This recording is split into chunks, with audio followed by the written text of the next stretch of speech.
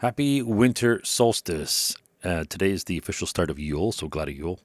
In public relations and in politics, spin is a form of propaganda.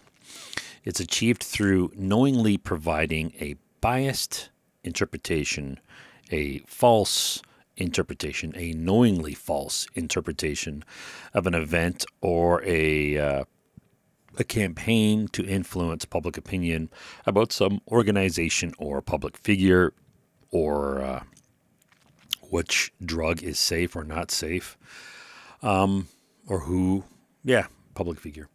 So while traditional public relations and advertising may manage their presentations of facts, right, like they do, spin often implies the use of disingenuous, deceptive, manipulative tactics.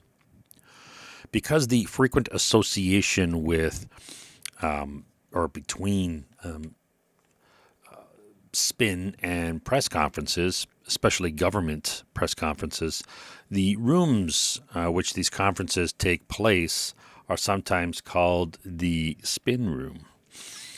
Public relations, advertisers, pollsters, and media consultants who develop deceptive or misleading messages may be referred to as spin doctors or spin meisters. Now, only the ones who develop deceptive and misleading messages. The rest are, of course, extremely honest and open and transparent and very cogent and clear, not misleading. So, a standard tactic used in spinning is, of course, to reframe or to modify the perception of an issue or an event to reduce any negative impact it may have on public opinion. For example, a company whose top selling product is found to have a significant safety problem, or it may never have been tested for safety and efficacy in the first place for the standard period of time which things are normally tested for. For example, a company who is selling a product found to have a significant safety problem or an injury problem taken by the or by the people who take this product, they may reframe the issue by criticizing the safety of their competitors. Probably not so much if they don't want people to even think about how unsafe the product is, or they might use the the catch-all that the industry is generally an unsafe industry to be in, so everybody should accept a certain level of risk. But with like pharmaceuticals, that used to be the case, but with the jab, that is not what they are doing. They're just attacking anybody who dares question it. So that's the spin. The spin is, if you're injured by this product, you're the problem. So this, they might have catchy sound bites or slogans, short, succinct, easy to remember things for the brainwashed sheep to recall, to know what the biased point of view is that they should have. So this tactic could enable the company to refocus the public's away from a negative aspect of the product. Spinning is typically a service by paid media advertisers and media consultants. The largest and most powerful companies will have in-house employees and sophisticated units with high expertise in spinning issues. While spin is often considered to be a private sector tactic with the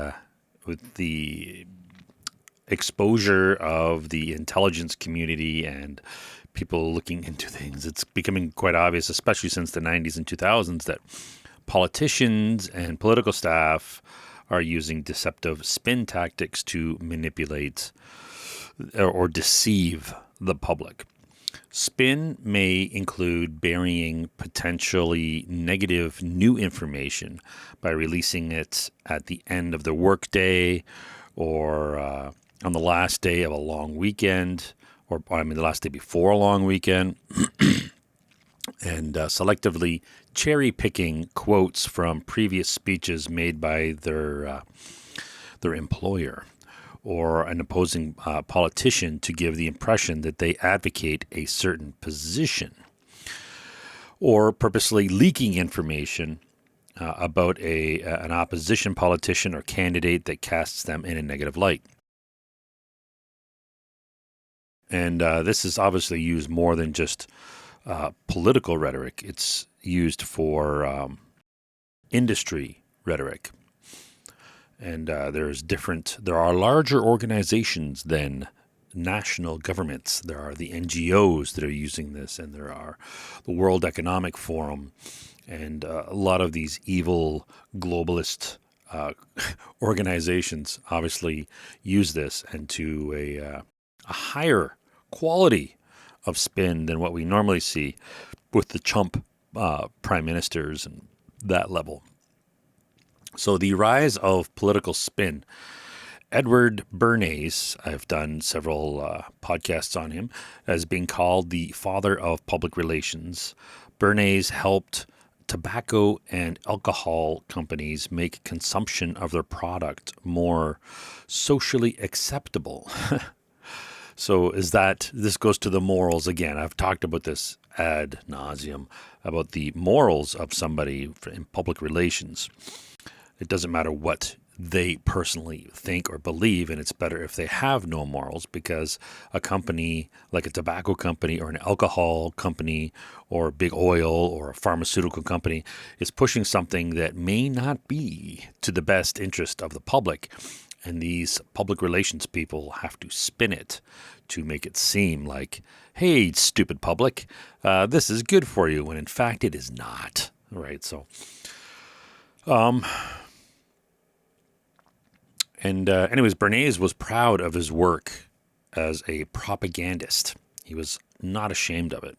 So throughout the 90s, the use of spin by politicians and parties accelerated, especially in the United Kingdom. The emergence of 24-hour news, increased pressures placed on journalists like at CNN and these other places to provide nonstop content, which further intensified by the competitive nature of broadcasters and newspapers, and content quality declined depending on how you look at it, how you frame it. So it declined from our perspective, the public's perspective, to the 24-hour news and political parties' techniques for handling this increased demand for content, which is kind of interesting, because if you look at the internet and on social media, not social media, but on, Rumble and these, video outlets, there's no shortage of really interesting new content. So the fact that these chumps in the news organizations couldn't come up with new content indicates how boring or how uncreative they actually are. So they had to start, spinning, which is actually, I guess that is a form of creativity. But anyways, so this increase of demand caused journalists to rely more heavily on public relations industry as a source of stories, and advertising revenue as a profit source, making them more susceptible to spin. Because, hey, if Pfizer or some big pharmaceutical company wants you to spin something and they are paying for the advertising on your your channel, what are the chances of your ethics overriding your paycheck? So especially with the class, the quality of character of reporters and journalists, right? So, and public relations, because this is not just about them. This is about everybody in the whole public relations industry who uses spin. Politicians, these people are not known for their high caliber of quality of character. So in politics, of course, press secretaries will be really well versed in how to spin, because journalists are going to be throwing questions at them if these are unvetted journalists, which seems to be happening less and less. They might be throwing unapproved questions, which they couldn't have pre-prepared for. I guess just prepared. They couldn't have prepared for without knowing it. So, but sometimes they do get these blind sides, and they have to think on their feet, but not just to say something, but to spin the question or the answer. And if you get really, really lazy, you get the Justin Trudeau's of the world who don't even bother answering the question. They just answer the question that they wanted asked, or whatever talking points they want to push. So the examples of spin doctors they can either command media attention. So these doctors can either be out in the open, or they can remain anonymous.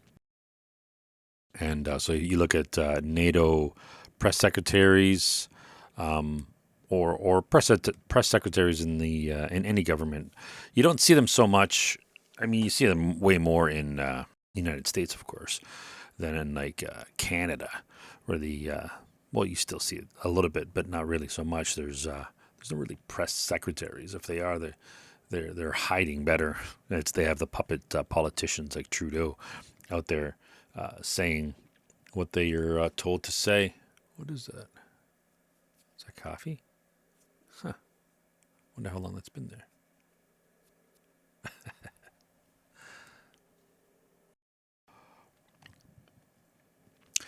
So what are the techniques that these spin doctors use? So they, of course, use cherry picking, which is selectively picking or presenting facts and quotes that support their position, whereas they may not show both sides of the story. They may just common is like whataboutisms. Well, you did this, but they don't talk about what they did, right? So this is very common, but that's sort of a variant of cherry picking. Cherry picking is more just saying the points that benefit them, not being impartial, right? Being biased. For example, a pharmaceutical company, and this is what they do all the time. If they do 100 trials of a drug and 98 of them are negative, they will show the 2 that are positive and not even mention the 98. They'll just throw those in the garbage because they have no obligation to show you those 98, right? They're just saying, look at this study X and study Y. These both showed it to be good. Never mind the 98 other ones that showed it to be bad. So that is cherry picking. And that's what pharmaceutical industries could do, hypothetically. So a politician staff could also handpick a short speech of quotations from the past years to show their candidate's support for a certain position. And if you have a politician who talks enough, and especially if they're not committal and they blather on about a lot of things, you could easily find them supporting X, and then you could find other instances of them denouncing X, right? I'm not saying X as in Twitter. I'm just talking about X as in the, a variable. So, of course, there's non-denial denial. So what is a non-denial denial?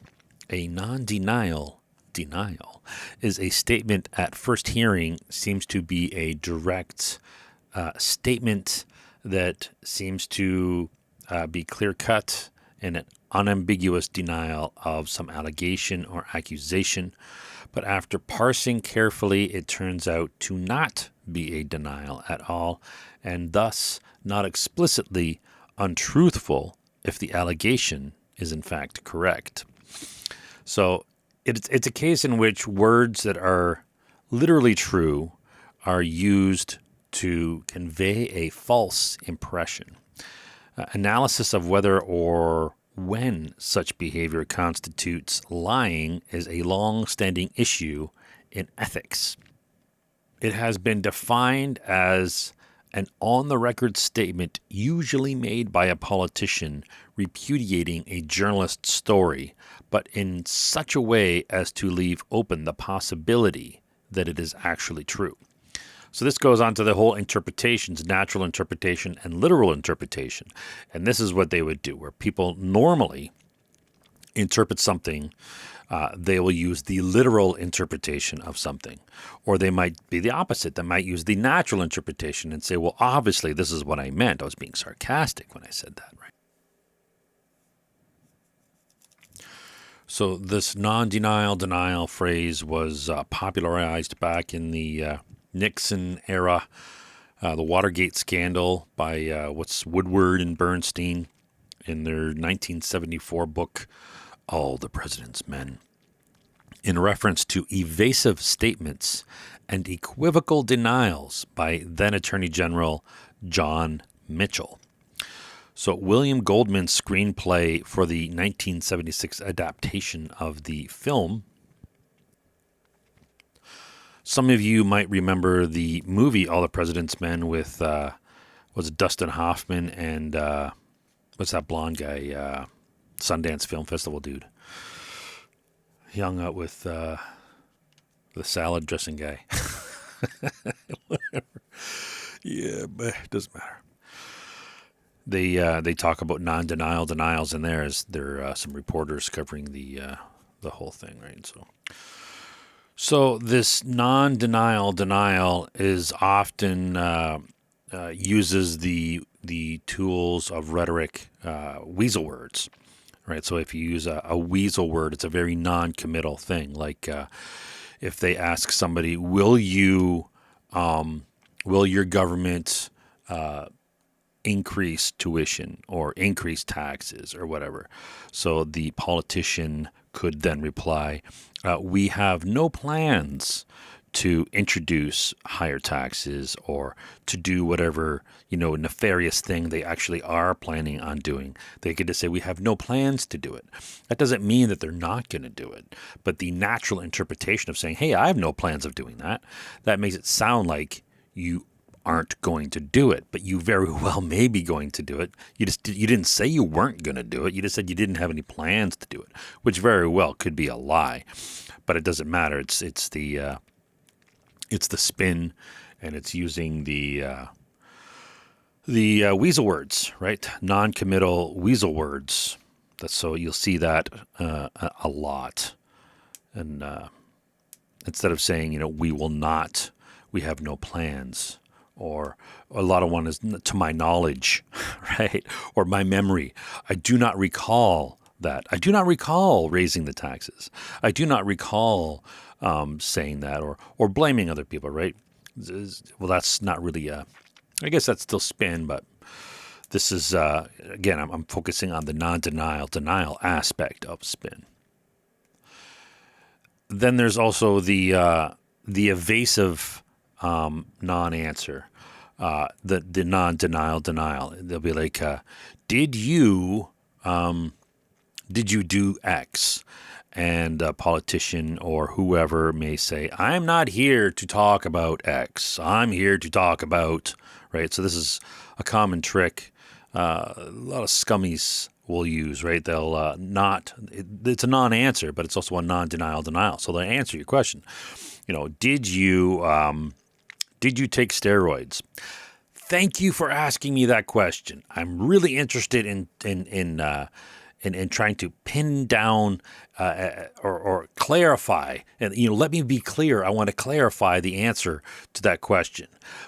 But right now, I'm not here to talk about that. I'm here to talk about affordable housing and the problem with the opposition and what they're doing.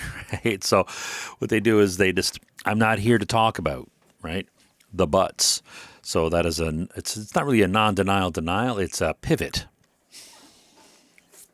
Another example of kind of a quasi-famous example of the non-denial denial would be by this Bruce Edward Ivins. He was back in 2001 after 9/11, shortly after 9/11 in October. The U.S. government was trying to introduce the Patriot Act right after 9/11, which was this massive tome that was being blocked by two senators. What were they? Senators Tom Daschle and Patrick Leahy. And these two guys are trying to block the Patriot Act after 9/11 that happened to be prepared almost in advance. It was so thick. How could they write it so quick? Anyways, so everybody else, and they were the only two guys sort of holding back. And miraculously, those two received anthrax spores in the mail from Fort Detrick, the U.S. bioweapons research lab that is affiliated with the CIA. And anyway, so those two guys, they backed down, and the Patriot Act was passed. Go figure. And anyway, so the guy who sent the spores, the anthrax spores from the lab was this guy Bruce Edwards Ivins. And anyway, so he in 2008 he was suicided, and so in 2008, that same year, he also made some statements to the FBI. Interesting side note: the CDC and the FBI both greenlit a university, I can't remember which one it was, to destroy 70 years worth of anthrax research vials they had when they would have needed them the most to study who made this anthrax, right? So, CDC, let's trust them even more, right? Anyway, so so in 2008, he made these statements that the FBI called non-denial denials. And shortly after that, he was suicided. And, he was involuntarily committed to a psychiatric hospital where he was suicided. Just like the, what's his face, that guy they threw out of the window, the MJ-12 days. Anyways, so he said, I can tell you I don't have it in my heart to kill anybody. So that is a non-denial denial. So he sounds like he's trying to deny it. So he's spinning his answer to sound like he's not answering, or he's denying, but he's not really denying because he just says he doesn't have it in his heart to hurt anybody. So there's the literal interpretation and the natural interpretation. The literal interpretation is he's not denying it, but the natural interpretation is that he's denying it. So he can try to squirm out, and this is how some people lie, right? So by spinning. And next he said, I do not have any recollection. So I don't have any recollection of ever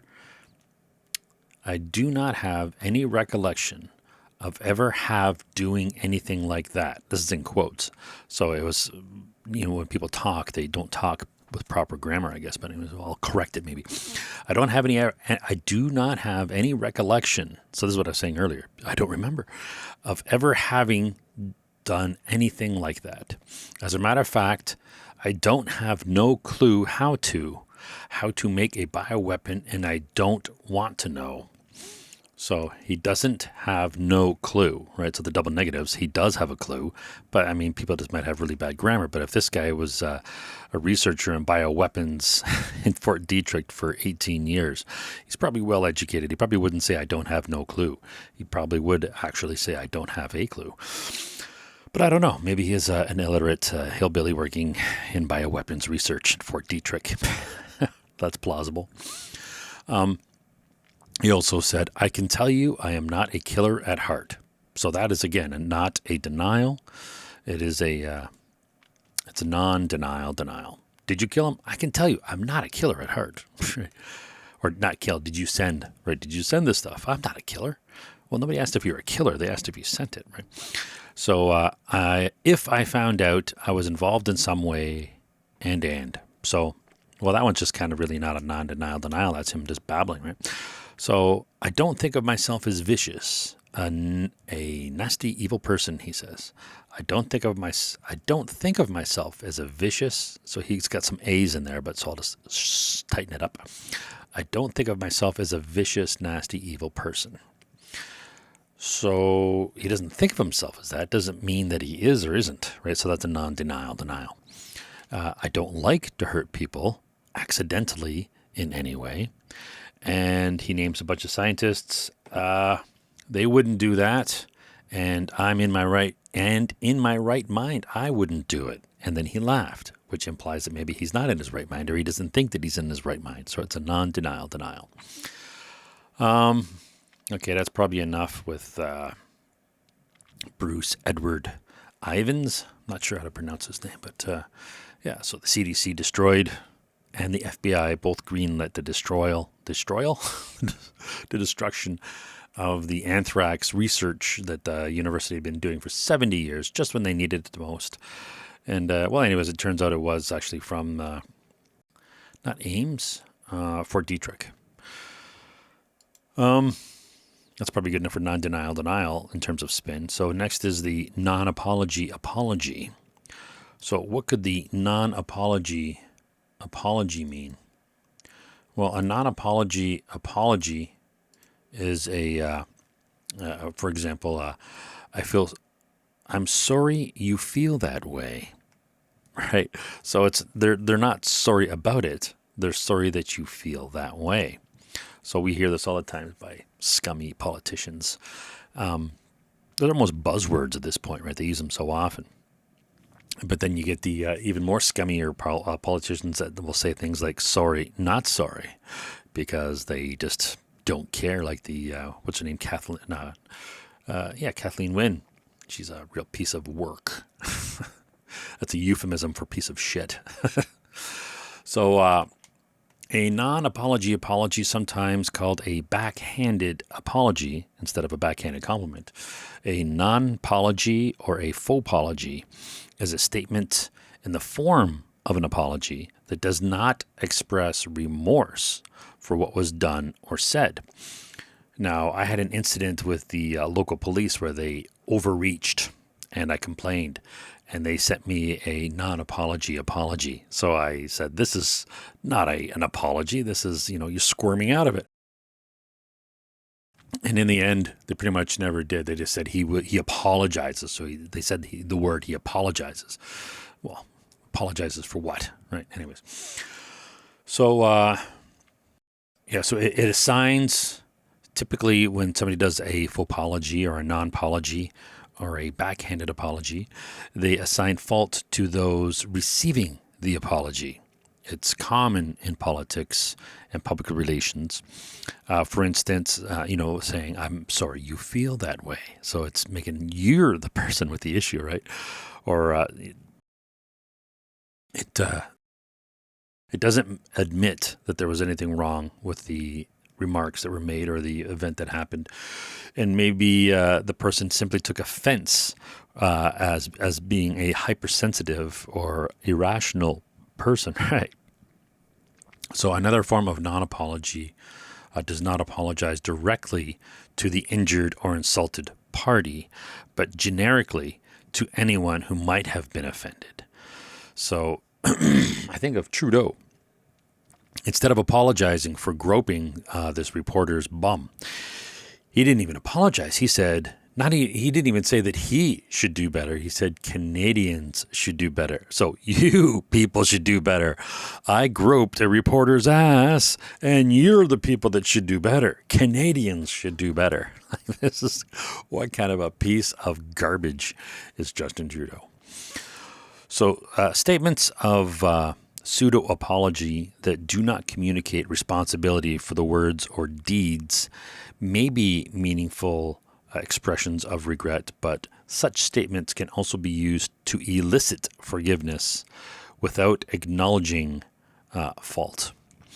So there's legal significance of this. In the United States, the non-apology apologizers may be trying to avoid litigation. So if you don't actually apologize for something, if you don't admit guilt, you're sort of less on the hook because you didn't admit you did anything wrong. So you're not going to be sued as much, right? So you're less responsible or not admitting responsibility, which doesn't open you up to a lawsuit. So I think it's in Massachusetts and California, they have laws to prevent a plaintiff from using an apology as evidence of liability. Like you think if you get into a car accident and you go, oh, I'm so sorry, right? You may not have been the person that did it. Just especially in Canada, you get a lot of idiots that apologize for no reason. And it doesn't mean you're guilty. You're just apologizing, right? So, or a doctor may apologize, say somebody's child goes in for surgery and they die and the doctor comes out and he's like, I'm sorry, but your child didn't make it, right? He's not admitting that it was his fault. He's just sorry that their kid died, right? But some people might sue, saying, well, he admitted he was wrong. He said he was sorry, which implies guilt. So an Alberta legislature in Canada geared A18 geared at protecting apologizing parties from risks of legal liability and loss of insurance coverage. So this act provides that an apology does not constitute an express or implied admission of fault or liability. But in other places, if you apologize, you might be guilty. So that's why a lot of people do not apologize. They don't know. They're not sure what the laws are. And if somebody's recording you on a phone or something, and you say, hey, man, I'm sorry. Well, that might legally get you in hot water. So another example, again, you hear this from Trudeau all the time. Mistakes were made. Made by who? Canadians could do better, right? So mistakes were made. It's a rhetorical device whereby the speaker acknowledges the situation was poorly handled or it was handled inappropriately, but seeks to evade any direct admission or accusation of responsibility by using the passive voice. So you think of like the passive voice, like the tree was pulled down, as opposed to someone pulled down the tree. So the passive voice is like you're trying to remove any human interaction, whereas the active voice, you're implying the person a little more explicitly, like Steve hit the car, or the car was hit, right? Mistakes were made. Steve made a mistake, right? So there's a difference, the passive and the active voice. So definitely going to use the passive voice for spin, right? When you're trying to use the non-apology apology. So they use the passive voice, avoid any, any assignment of human interaction. The cup hit the floor, or the cup was dropped, as opposed to Steve dropped the cup. Who's Steve? I don't know, I'm just picking a name, Steve. Yeah, so an acknowledgement of mistakes is framed in an abstract sense with no direct reference to who made. It's a better way of saying it.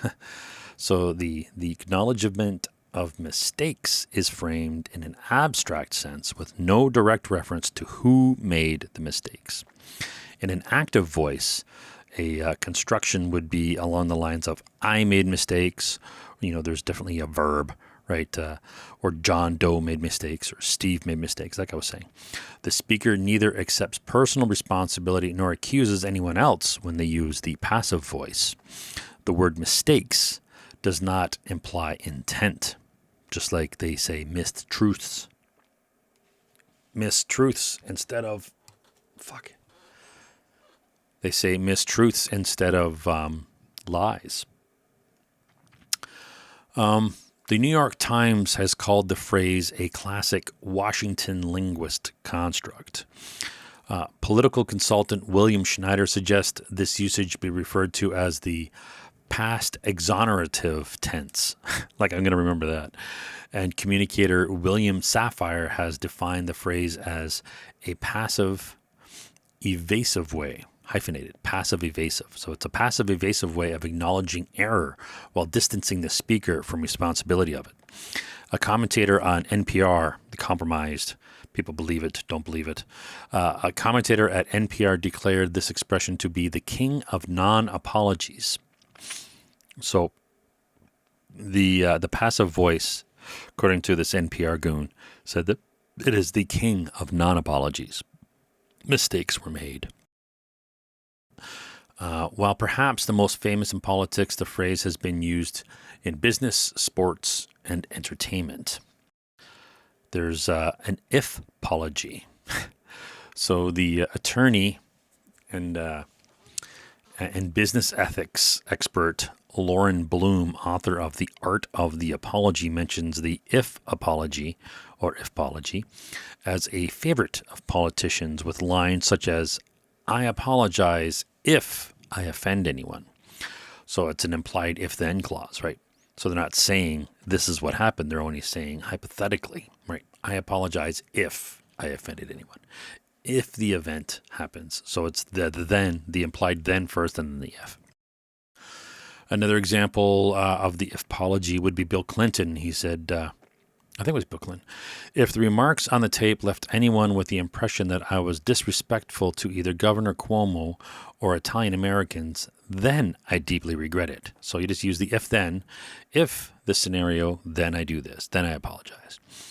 But it is actually, that's not really an aversion, because you are actually apologizing. It becomes a true statement if somebody is offended. So you actually are apologizing. It's not like you're not taking responsibility. You are. If somebody happens to be offended, then I apologize. Right? So you are actually apologizing if that statement is true. If somebody is, so it's not really avoiding the apology. You actually still are doing it if that statement becomes true.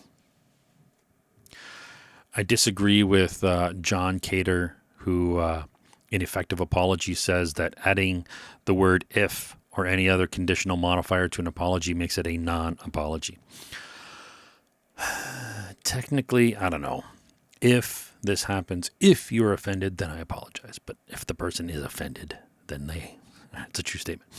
So, again, Don Lemon, the garbage subhuman from CNN, said, if my question to Joan Tarshis struck anyone as offensive, I'm sorry. And that certainly was not my intention. So this would be a non-apology, I guess, because they're not actually saying I am sorry, but they are. Again, if the statement is true, it's an apology. So I disagree that the if-then conditional apologies are non-apology apologies.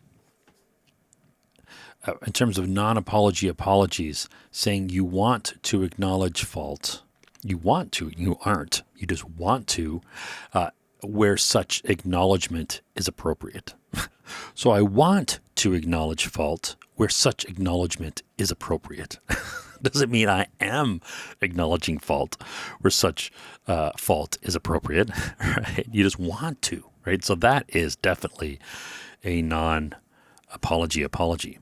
I want to, right? I want to apologize if it's appropriate. Right?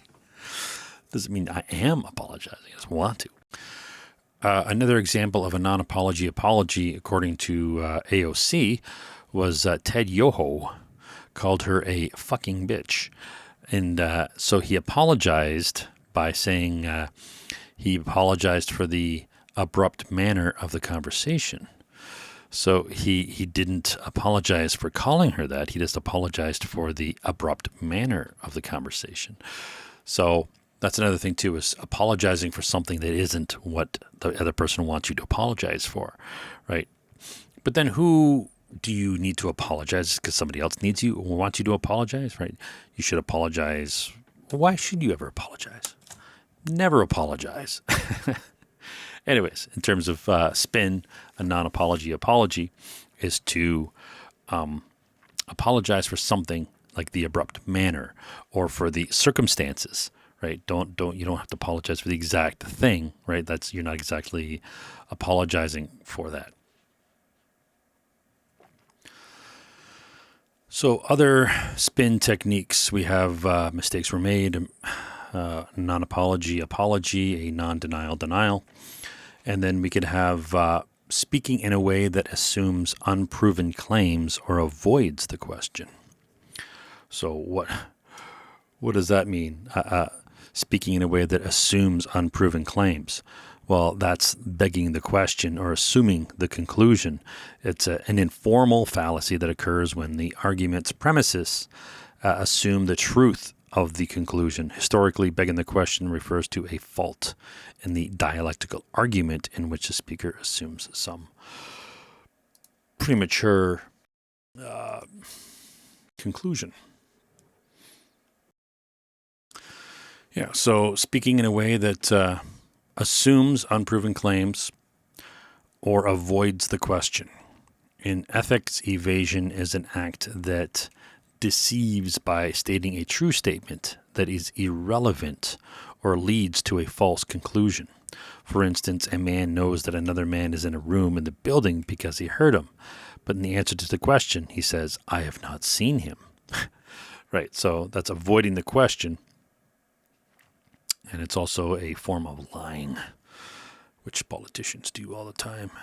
So another form of spin would be burying bad news. So announcing an unpopular thing when the media is expecting to be focused on other news, like during the Super Bowl, you can release have a press release that comes out and, have some, we're going to raise taxes or whatever, right? Nobody's going to notice, right? So you're burying the bad news. In some cases, governments have released potentially controversial reports on summer-long weekends. And sometimes other news is deliberately supplied. By who? Next form of spin would be, of course, misdirection and diversion, the old trick, right? That look over here, and then you punch you in the gut, right? So this is when a government leaks a story to the news that limits the coverage of a more damaging story that has been circulating. So, for example, if a politician is having an affair, they might release, and the government, it's somebody in the government, they might leak an investigation saying, "Oh, look at this, some royal person is being under investigation for something else," right? So they have these little files of releases, distractive releases. If somebody starts looking at what's going on, like, hold on a sec, did anybody really prove there was no adverse effects to these vaccines? And how come the government reached so much? Well, let's have a war, right? So then let's have a war in the Ukraine, right? Distract everybody away from COVID. And then when that starts going sideways, well, what's going on with here? How come we're putting so much money in the Ukraine, and the Ukraine's losing the war, and Russia's winning what they wanted, and all of a sudden let's have a terror attack in Israel. Everybody forgets about the Ukraine now. Now we're talking about Israel. So these are higher grade distractions I'm talking about, as opposed to just an investigation of somebody. But these are also forms of spin. Then there's, of course, limited hangout. So what is limited hangout or partial hangout? It's a tactic used in media relations, perception management, politics, and information management. The tactic originated as a technique in the espionage trade. So what could this limited hangout actually be? The concept, according to this Victor Marchetti, a former special assistant to the deputy director of the CIA, a limited hangout is spy jargon for a favorite and frequently used gimmick of the clandestine professionals. When the veil of secrecy is shredded and people can see the wizard operating the machinery behind the curtain, they can no longer rely on the phony cover story of the head and the flames and the camera, right? So they resort to admitting, sometimes even volunteering, some truth while still managing to withhold the key and damaging facts of the case. So this is limited hangout. The public, however, is usually so intrigued with the new information that it never thinks to pursue the matter further. While used by the CIA and other intelligence organizations, the tactic has become popularized in the corporate and political spheres. So this is something pretty crazy, right? They give a conversation with the president and Ehrlichman. So this is Nixon, I guess. You think we want to go this route? Want to go this route now? And the let it hang out, so to speak. Well, it really isn't really that. It's a limited hangout. It's a limited hangout. It's a modified limited hangout. Well, it's the only questions of the thing hanging out publicly or privately. So that's what they mean by limited hangout. You don't hang the entire thing out. You only have a limited hangout. You don't show the whole thing. You just show part of it. So That's the origin. Oh my God. So this is with Nixon, Dean, and Haldeman and Ehrlichman. So this is where the term came from. So limited hangout is just giving some of the information, which appears to be the full story, but it in fact is not. Another example of spin would be the rewarding like-minded or amenable journalists with stories. We see this all the time, especially in Canada. They bar and block and ban independent journalists or anybody who dares question the tyrant regime of Justin Trudeau. So they only reward stories to amenable lapdog journalists. There's an example of back in the 60s, the Rhodesia crisis. Harold Wilson formulated a list of journalists that he trusted to write stories that aligned with the government's opinion.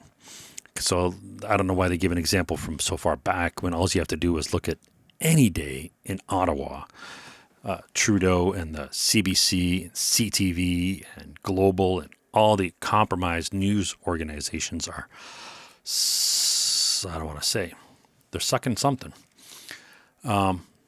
Another example of spin would be preventing access to journalists or broadcasts that are reporting to the disliking of the spin doctor.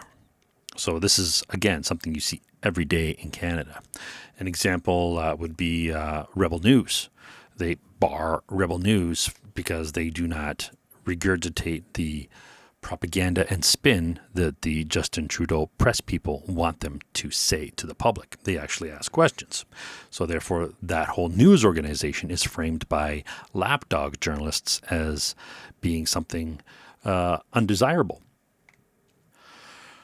So that's probably it for as far as I'm going to go into spin today. There's still a lot of things like the big lie, distortions, cognitive distortions, corporate propaganda, crisis communication, dead cat strategy, dog whistles, exaggerations, fake news, gaslighting, impression management.